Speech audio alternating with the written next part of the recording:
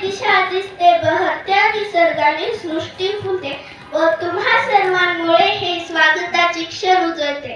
नमस्कार, मी ईश्वरी आणि निकम या परिपाठाचे सूत्रसंचालन करीत आहे. अपमान सहन करण्याची सहनशीलता ज्याच्यात असते त्याच्या मनात चांगले विचार असतात. तर आजचा सुविचार घेऊन येत आहे संयुक्ता. नमस्कार, आजचा सुविचार फार गमवण्यापेक्षा मोजके गमवून जतन करणे महत्त्वाचे आहे, मग तो पैसा असो की माणूस. आजचा सुविचार संपला. धन्यवाद. आपल्याला मोठे मोठे विचारवंत लाभले आहे. या विचारवंतांची माहिती घेऊया दिनविशेषाच्या माध्यमातून. तर आजचा दिनविशेष घेऊन येत आहे जान्हवी. नमस्कार, आजचा दिनविशेष रामोशी लुहाजी नाईक यांना फाशी दिली. 1832 अमेरिकेतील शिक्षण तज्ञ हुसेन विल्स यांचा जन्म झाला. 1924 भारतातील पहिली विद्युत रेल्वे मुंबई ते कुर्ला या लोहमार्गावर सुरू झाली. 1925 उत्कृष्ट हॉकीपटू काशी खरपाल यांचा जन्म झाला. 1934 आजचा दिन संपला. धन्यवाद. सोबतच घडामोडीही जाणणे आवश्यक असते. तर आजच्या ठळक बातम्या घेऊन येत आहे अमृता. नमस्कार, आजच्या ठळक बातम्या. बातमी पहिली, महाराष्ट्र केसरी स्पर्धेत राम. बातमी दुसरी, भगवान गडाच्या आरोपींना पाठिंबा नाही. बातमी तिसरी, 200 फूट दरीत बस कोसळली, 15 जणांचा मृत्यू.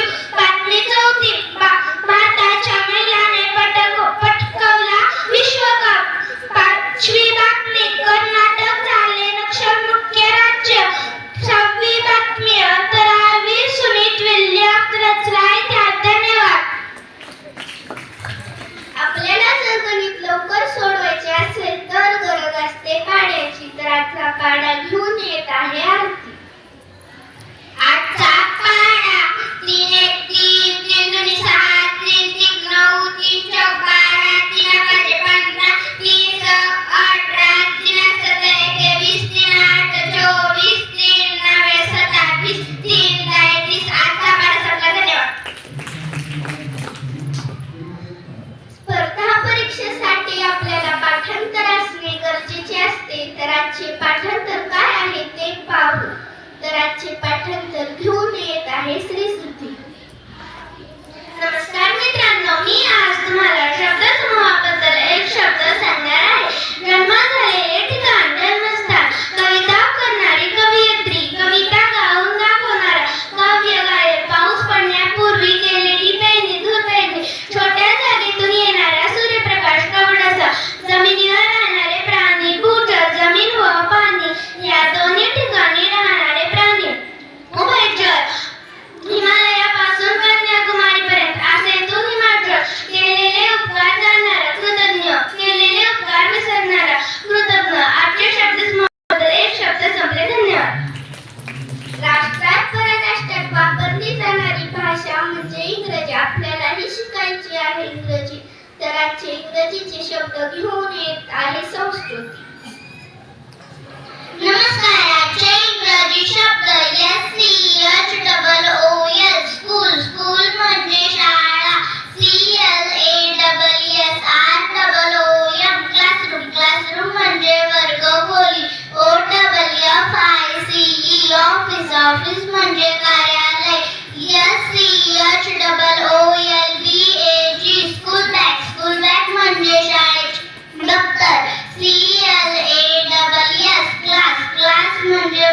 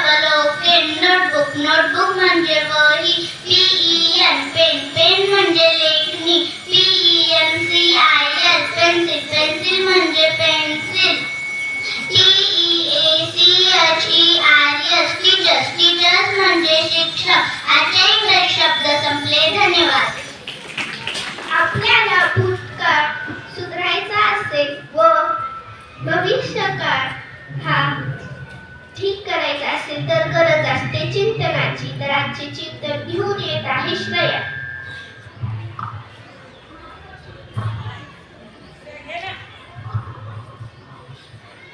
मी आज गुरुचे मार्गदर्शनाने आपल्यात कोणता बदल होत असतो हे 4 ओळीत सांगणार आहे. चाणक्य हा महान विद्वान आणि राजकारणी होता. त्याने नंदवशांचा पराभव करून चंद्रगुप्ताला सम्राट बनवले. सुरुवातीला चंद्रगुप्त एक साधा मुलगा होता, पण चाणक्याच्या शिक्षणाने त्याच्यात नेतृत्व गुण निर्माण झाले. चाणक्याने त्याला प्रामाणिकपणा, शिस्त आणि धैर्य यांचे महत्त्व शिकवले. शिक्षणाच्या योग्य मार्गदर्शनामुळे चंद्रगुप्ताने मौर्य साम्राज्य स्थापन केले. चाणक्याने शिकवले की ज्ञान हेच खरे सामर्थ्य आहे.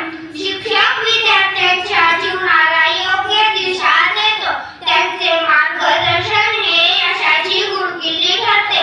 चाणक्य व चंद्रगुप्ताची कथा हे सांगते की शिक्षकांच्या शिकवणीमुळे साधाही माणूस इतिहास घडवू शकतो. हे चाणक्याच्या अनुभवावरून आपण सर्व सरांचे मार्गदर्शन घेतो, पण आपण त्यांनी सांगितलेल्या सूचनेचे पालन करत नाही. आजपासून आपण सर्व गुरूंचे ऐकले पाहिजे असे मला वाटते. धन्यवाद.